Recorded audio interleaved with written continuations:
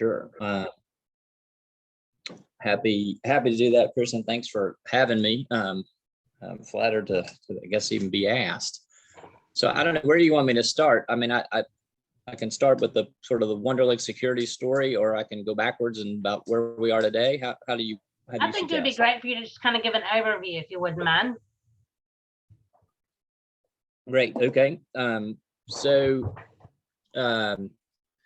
as many of you know, I was the founder of Wunderlich Securities. The founding was back in actually July of 1996. July 1, 1996, we bought a little business called Chrysler, Tipton and Company in the basement of the parking garage at Clark Tower.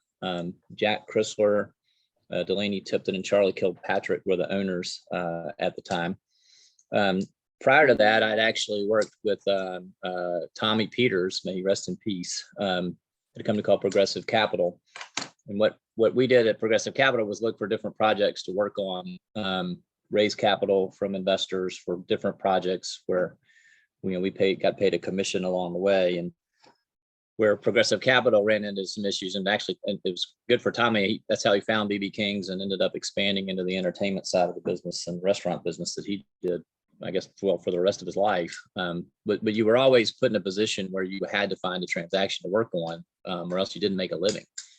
And so the idea behind buying Chrysler, Tipton and Company is they had an existing business. They primarily were in the municipal bond business, individual investors buying muni bonds. And so I bought that business. So you had an actually ongoing cash flow business to where I could continue to look for projects to work on, just like we did in the early days of Progressive Capital. So that was the reason behind it. Again, in July of 96, our first expansion outside of Memphis was in Houston, Texas in 1998. And then we made a series of acquisitions throughout the years, until we ultimately sold the business in July of 2017 to B. Riley Financial. We did take some outside capital along the way. For most of the time, for 2007, we sort of passed the hat to friends and family and existing employees, and that's how we sort of continued to raise capital to grow the business. We took some outside capital in 2007 from a Norwegian family office. It's a long story how we met, but a guy named Alfred Idstebo turned out to be a really good friend.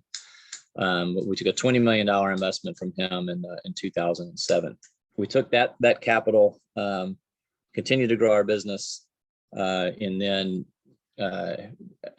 2014, we took some additional outside capital from private equity sponsor by the name of Altamont. It's a Palo Alto based company. I don't remember the exact amount, quite frankly. And then ultimately ended up selling the business in 2017 to B. Riley Financial. Prior to our sale to B. Riley, we actually were in talks and pretty close to selling the business, merging the business with Friedman Billings Ramsey FBR, which was a large, very well-known sort of institutional capital markets business in the DC area. They were a public company, and they were highly successful when they would close transactions, but the earnings for them were very episodic. When they closed a transaction, they made a lot of money, but when they didn't have a closing, they'd lose a lot of money. So they had, really high highs and low lows. And the idea behind merging with our business, which was, more slow and steady and good cash flow, was to sort of mute the highs and the lows, as well as give our folks access to their products that they were distributing. We had done a lot of transactions with them over the years. So long-winded way of saying we were in the 11th hour of merging our businesses when B. Riley Financial made an unsolicited offer to FBR first, both of them being public. That meant pencils down on our transaction. As they got deeper into the transaction with FBR, they understood the industrial logic of having a wealth management business, tacked on to a capital markets business, and ended up acquired FBR in June of 17 and then Wunderlich in July of 17. I stayed on until November of 2018, so almost a year and a half, through integration and rebranding, which just means name change. But my Rick Hendricks at FBR left pretty quickly after that acquisition. He and I remained in touch with one another as things went along, and then after I left B. Riley and was trying to figure out what to do next, he and I again continued to have a conversation into 2019. and formed an entity called Live Oak Merchant Partners. Live Oak Merchant Partners was set out to be, I think I'm supposed to call it an independent sponsor, which sounds better than a fundless sponsor, but basically is you work and act like a private equity firm, but without a fund. So we would look for transactions to work on, again, much like the early days of Progressive Capital that we liked. We would invest our capital, and then we would raise additional capital alongside of ours on a transaction by transaction basis, which is different than having a private equity fund where you can raise a big committed pool of capital, and try to make multiple investments and have an overall return on that fund. We wanted to do it on a deal by deal basis. We did do one transaction, is in the specialty finance space. It was really small, raised about $7.5 million. But as I was touring, visiting all of my old friends around Wall Street, trying to figure out what I wanted to do, some of my friends at KBW, Keefe, Bruyette & Woods, and Stifel said, "Have you ever thought about sponsoring a SPAC?" And the answer was no. I was very familiar with SPACs and that we were underwriters of several at Wunderlich and that they were at FBR, but I'd never thought about sponsoring one, but didn't know what one was. And they introduced me to a group of people who were pretty far down the road, not as far down the road as I thought, who were forming we're ready to sponsor a SPAC. So I got involved with that group, and at the same time working with Rick. And as we got closer to having to make a decision, I called Rick. I said, "Look, I'm 50-50 gonna do this deal with the other SPAC sponsors, but I'm 100% will do it if he'll do it with me." Rick just has a lot more M&A and capital markets experience than I did, and I just felt like our odds of success would be greater with his involvement. He didn't agree immediately. He and I both went to meet with several of the people that were going to be part of the group, and ultimately we did end up sponsoring our first SPAC, which was called Live Oak Acquisition Corp. We actually got it public in May of 2020. There was a little window when people thought maybe the virus was going to go away into the summer, if you remember that, and capital markets opened up a little bit, and we were able to get our IPO done. It was $200 million at that time.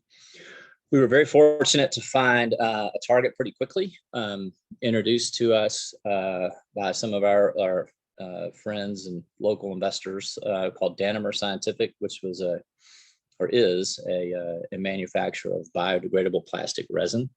Literally, it basically is plastic that will dissolve and go back into the environment 100% with basically no waste to it at all. We closed on that transaction in December of 2020. During the month of December, we also were able to take another SPAC public called Live Oak Acquisition Corp. 2. And we closed on Danimer, and then have since had our closing on Live Oak Acquisition Corp. 2 with a company called Navitas Semiconductor. It's a semiconductor business that's based in, El Segundo, California. They basically have using graduated from silicon, if you will, but they're using GaN technology, which is gallium nitride.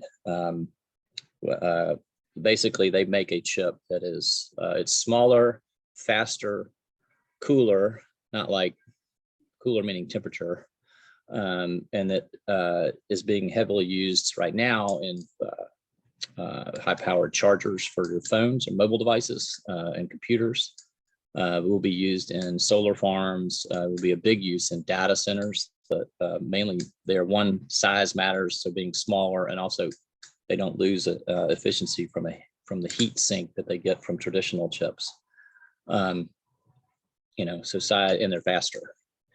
That we closed actually just in October of last year, and along the way we did take two other SPACs public, if you will. One's called Live Oak Mobility Acquisition Corp., and the other is called Live Oak Crestview Climate Acquisition Corp.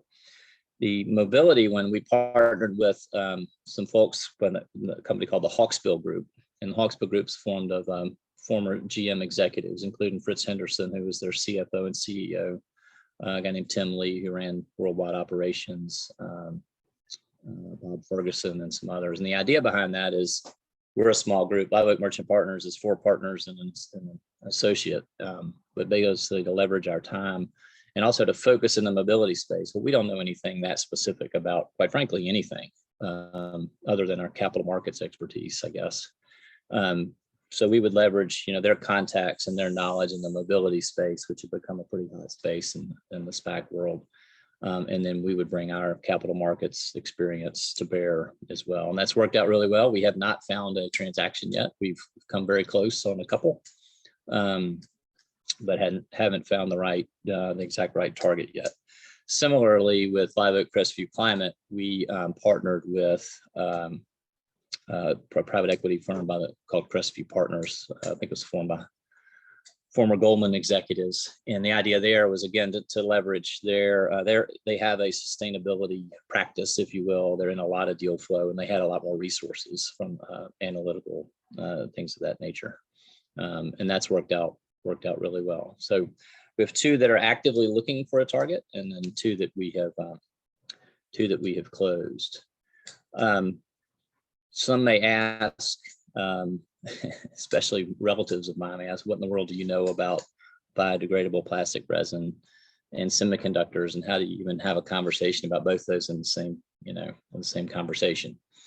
So from a differentiation standpoint, where we hold ourselves out as Live Oak Merchant Partners is our capital market experience, not just on how to get a deal done, but we know a lot of the players. So it's really important when we identify a company we want to merge with from a SPAC perspective to start having conversations with institutional investors that make sense for that particular target. The investors in Danimer Scientific are not the same investors in Navitas Semiconductor, but we know a lot of those investors, personally throughout the years, and are able to help curate a holders list, if you will, or shareholder base that makes sense for that particular target. The other differentiator, we believe, is the level of diligence that we do that a lot of other sponsors are not doing. They're not saying they all aren't, but that's probably been the biggest negative on SPACs of the last year, was the lack of diligence getting done, on these particular targets. And so in both instances, in Danimer, we hired McKinsey to go out and do a study on the market size, the competitive landscape, the commercialability of the product, things of that nature. And then we brought in a third party, Lee Enterprises, to do the work, the technical work. I put on the hard hat. I walked around the plant. They handed me a handful of plastic resin. They said it was biodegradable, but what do I know?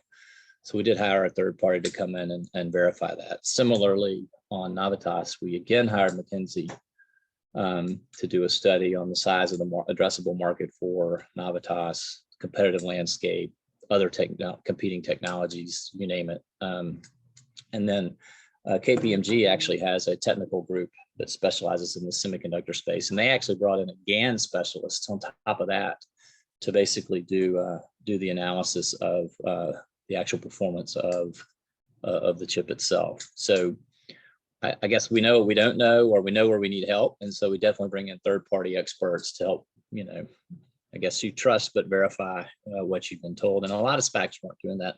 The last thing that and maybe the most important thing is we want to have really good visibility on go-forward earnings. If you know anything about the SPAC story, the SPAC transaction is just an M&A transaction. And so you're able to talk about, and quite frankly, value off of forward-looking earnings, where you cannot do that in a traditional IPO. So again, a flaw of the SPAC of last year was a lot of folks were doing that based on projections that weren't very visible or weren't verified. And so in the case of Danimer,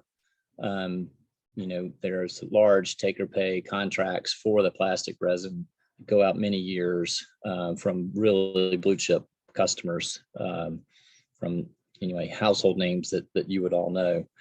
Now recently the stock hasn't performed, which I can't fully explain, but anyway, we do know that those revenues are baked in and will happen on a take or pay basis. Similarly with Navitas, that we're already doing millions of dollars of business with some of the largest mobile device companies in the world. We could see their backlog of orders, and we could also see that they're being designed into certain products on a go-forward basis at solar farms, data centers, and even the beginnings of some design work on some of the OEMs in the automobile space for electric vehicles.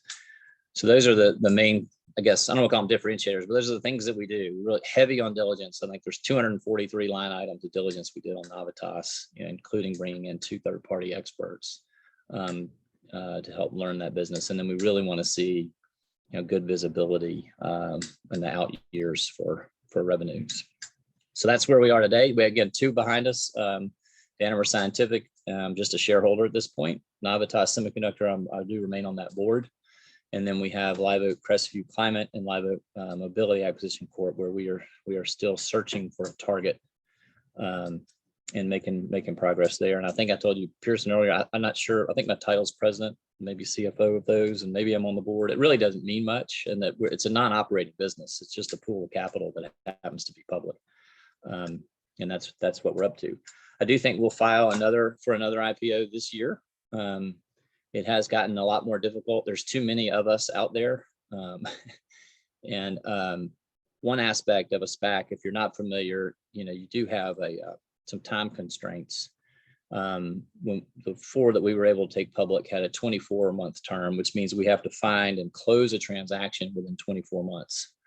And the ones that are being issued today are shorter. Some of them are 15 months or 18 months. 15 was really tough, and that it takes at least 6 months to get a transaction completed once you agree what you want to do. So I only say all that, and then I think you're going to see a lot more SPAC news in the press, hopefully some positive, but some negative, and that a lot of people are facing their expiration dates starting in September, October timeframe. So don't be surprised to see a lot of people trying to get deals done and or returning capital to investors. So what happens is if you don't get your transaction completed in the time frame allotted or agreed to, you have to return 100% of the capital plus interest to the IPO investors. So that's where I am today. That's great, Gary. I kind of wanted to ask you also, what do you think has been the biggest challenge you've had since you've been doing all of this? Well, I would tell you, there's a big learning curve, a really big learning curve. That and every deal is a bit bespoke and there's nuances to all of them. But I'll tell you what I've enjoyed the most about it is, and I've mentioned before, I've never been diagnosed, so I don't want to make light of it, but I for sure have ADD, and I think it's getting worse with age. And so it's been a ton of fun. When we have a pool at $200 to $253 million pool of capital, and we're out looking for transactions, it's really fun to see all the entrepreneurs who are out there building these businesses.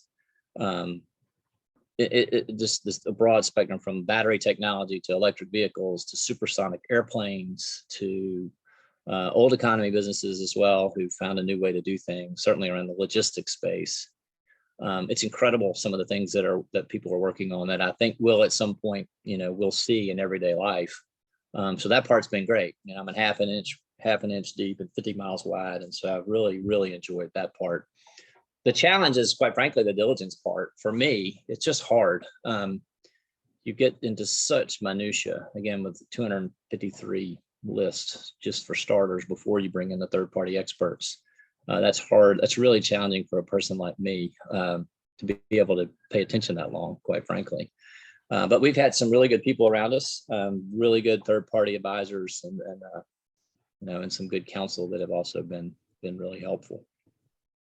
Right. We did a question, and I wanted to say also again to everybody that's on this call is that if you would just type a question in the box, and I'll make sure that in the chat box, I'll make sure Gary answers them. And Gary, from Jason Gillum, we do have, it's always good to see Gary.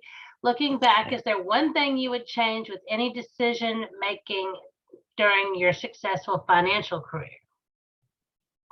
We don't have time.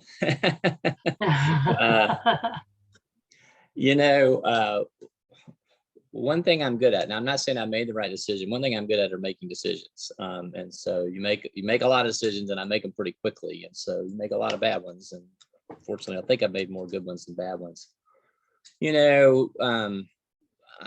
there's just some of the litigation that's come out of the things I've done. That's an easy one. There's some people that I wouldn't have dealt with had I known how litigious they were. And so I would say, when you go into a transaction with someone, again, it's hard for someone like me. Stop, take a breath, have someone do some diligence on the background of the people that you're dealing with. In the instance that I'm alluding to, I ended up doing a transaction with a couple of guys who historically had been very litigious. It's part of their business plan was, things work out or I sue you. And then I win some and I lose some. And that part, had I known that, I would have never done that particular transaction. And the other, the financing we took from our sponsor, Altamont Capital, was not very advantageous to the common shareholder. They had a preferred structure. I would have done that differently, knowing what I know today. Not sure, at the time I would have done a whole lot differently, but had some reservations about it when I went in. So dealing with private equity is difficult, but I would tell you, Keone Schwartz, the lead partner at Altamont Capital, is a friend to this day. I mean, they made a better deal than we did, and we did okay, but they did better. But anyway, I could go on, and I think I mentioned on the earlier call, Pearson, that you get marked these milestones along the way that you can see. Oh, they did this, he bought this, he grew there, he grew there. There's a long list of things we didn't do, or things we didn't do correctly, that never see the light of day. But definitely learn a hell of a lot more out of the things that don't work than the things that have. So. For sure. Hope I answered that question. You did, and I have another one from Scott Finney. How often are you hearing Web3 blockchain entering the conversations you're having? Anything? A lot. Yeah, sorry, go ahead. I'm just going to go ahead and ask the whole thing. Anything in the Web3 space gaining your attention? So we hear it a lot. We don't understand it, so we haven't really dug in. And I've tried, and again, I have a limited attention span, so I don't know how hard I've tried, but what little I understand around the blockchain, I understand a little bit, but I certainly don't understand the crypto side of things. But there's a ton of stuff going on in and around the blockchain tech space. We have not dug in on any of it, and there's probably better sponsors out there that have a better working knowledge of it than us. But clearly hear it, but we haven't focused on it, and it's largely just because of our naivety. And then Jay Healy says, how do you close the gap between the dollar amount raised for SPAC and the dollar amount paid for the acquisition? So it's a good question. And so again, a SPAC, it's an M&A transaction. So typically, at least in what we're working on, and I don't think we would consider otherwise, no one's taking any capital out of the transaction. Maybe there would be a PE sponsor that we might allow to do that. But so all we're doing is contributing additional capital to the balance sheet of a private business. That's, first you do is you negotiate the overall valuation, the pre-money valuation, post-money valuation, then how much capital we want to put on the balance sheet. So by way of example, we have $253 million in our Live Oak Mobility SPAC. Now that does, you're not going to find a situation that needs exactly 253 million. And maybe that's where you're going, Jay. Typically, people are looking for more than what we have in trust. And so we actually like to do, and we have in both of the instances we've closed, raise additional capital to complement what we have in trust to put on the balance sheet of the operating business. And so that's achieved by doing what's called a PIPE, which stands for a private investment in a public entity. And what we do is we go and raise, I think in Navitas, it was $170 million alongside the 200 and some odd million we had in trust. So it does a couple of things. One, it provides more capital to the target, the operating business that they need and have a use for. But two, it also helps validate the valuation that we're bringing forth. In other words, we're bringing a transaction and we'll bring the trust money, but we're bringing outside capital from really smart investors to invest at the same basis that we are. So that helps validate from third parties that somebody else thinks that that's the right valuation. It's not just us. So that I don't remember what Danimer's PIPE was, but it was over 100 million as well. So it's typically up to about the same size of what we have in trust that we would do in another transaction call to pipe transaction.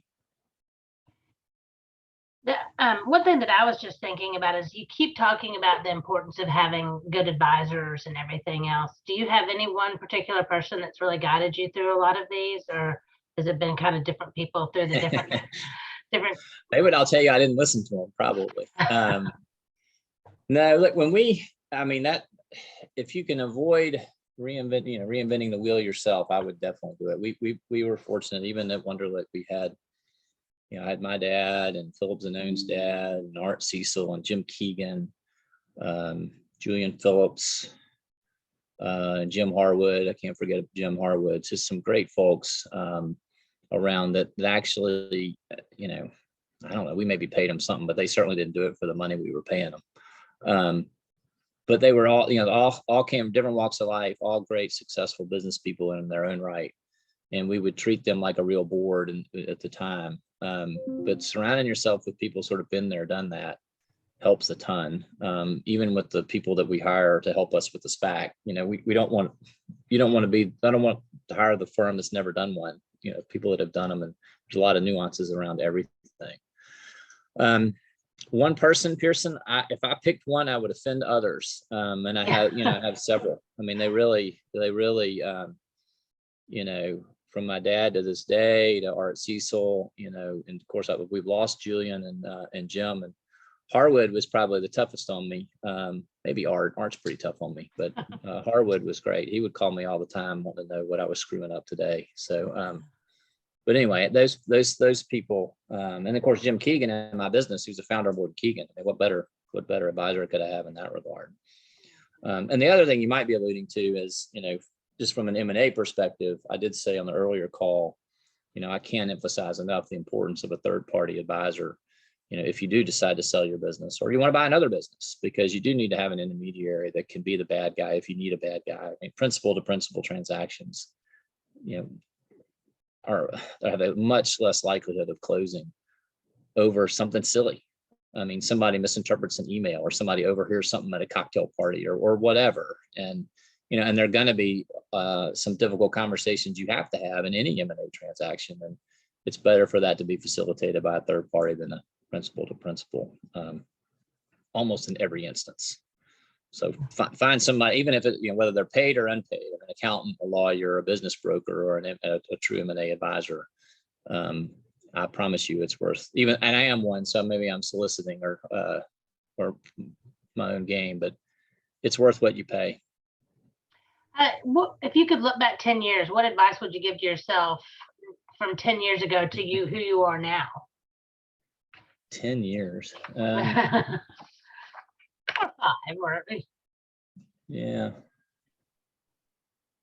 I don't know. I'm fortunate. There's a lot of things I might have done differently, but I don't know that I would have done differently at the time. And, there's some things maybe I would have liked to have done earlier.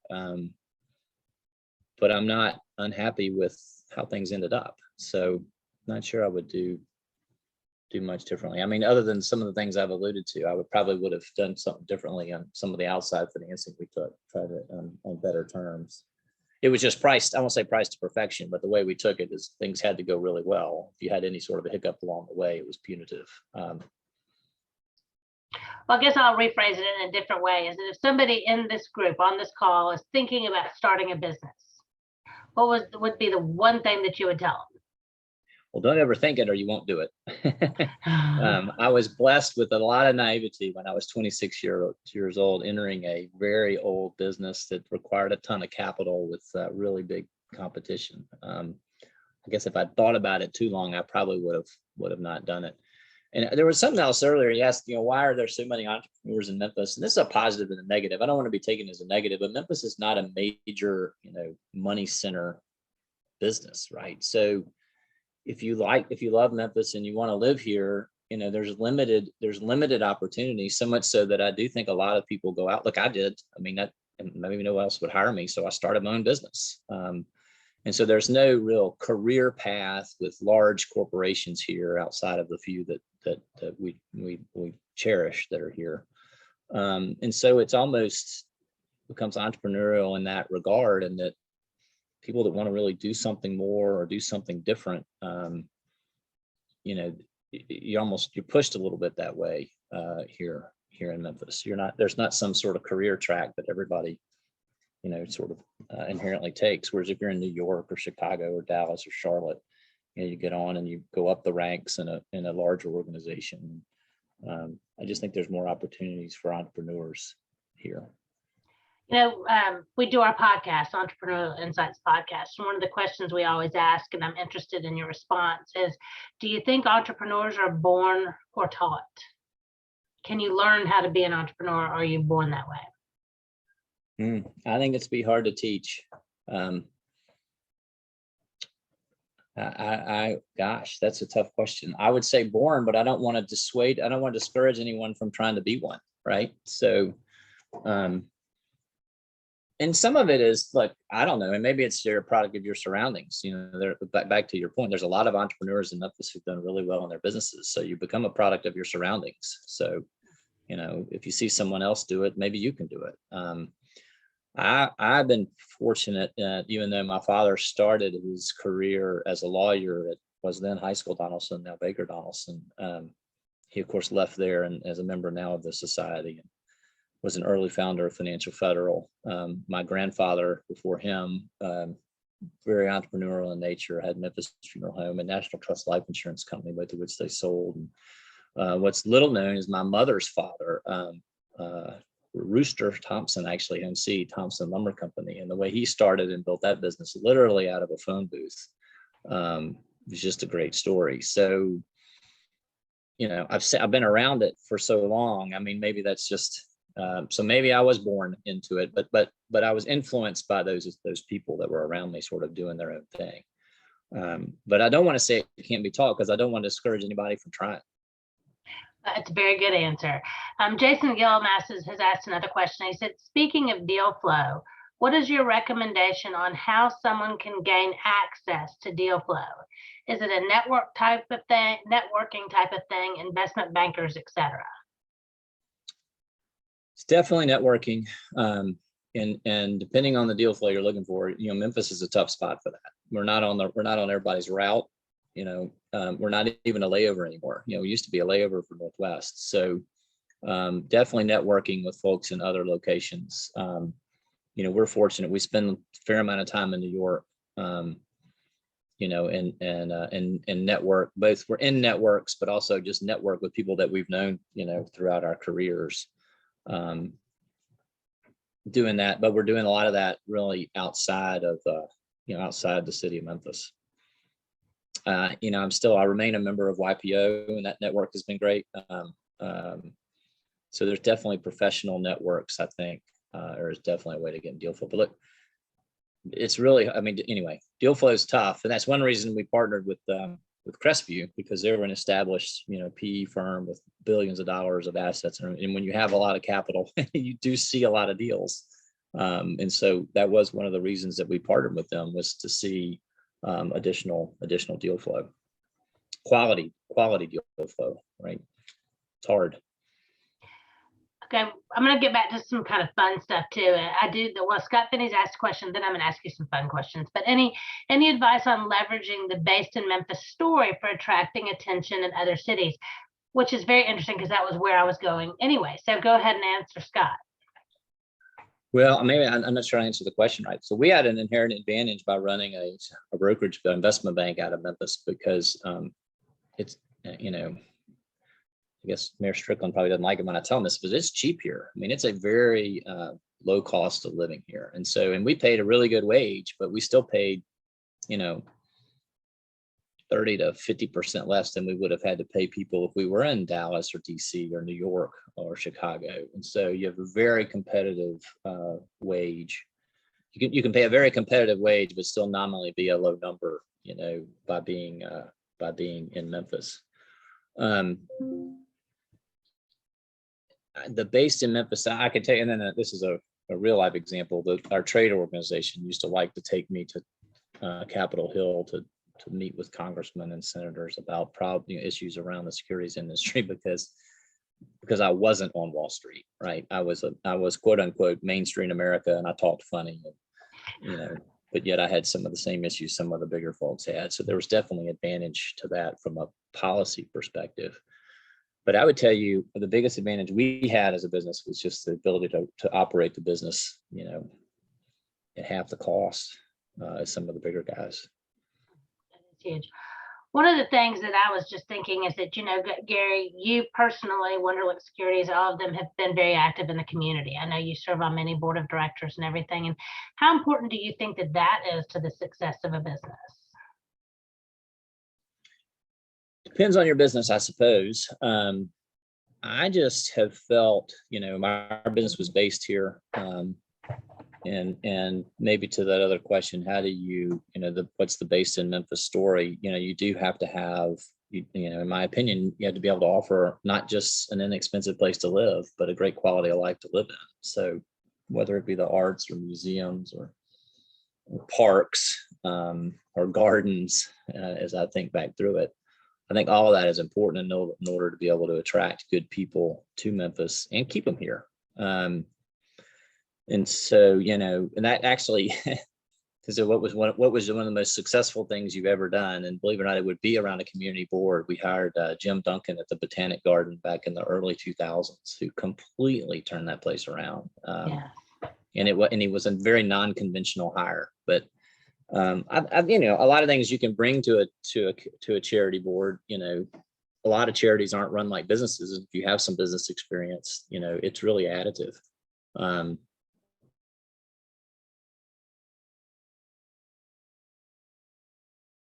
Oh, I don't know if Gary is paused or if I am paused. So let's see if he comes back. And if not, I guess I was just going to close with the one question of what's he seeing and what he planning to do in the next 10 years. So I guess what I'll do is just close the meeting and say, I hope that you guys all come next month. We will be February the 17th in person, I'm hoping, at Graceland. It will be at the guest house at Graceland with Jack Soden as our presenter.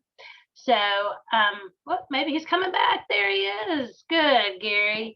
I can ask you my last question, and then we'll close out because obviously our computers are tired of this.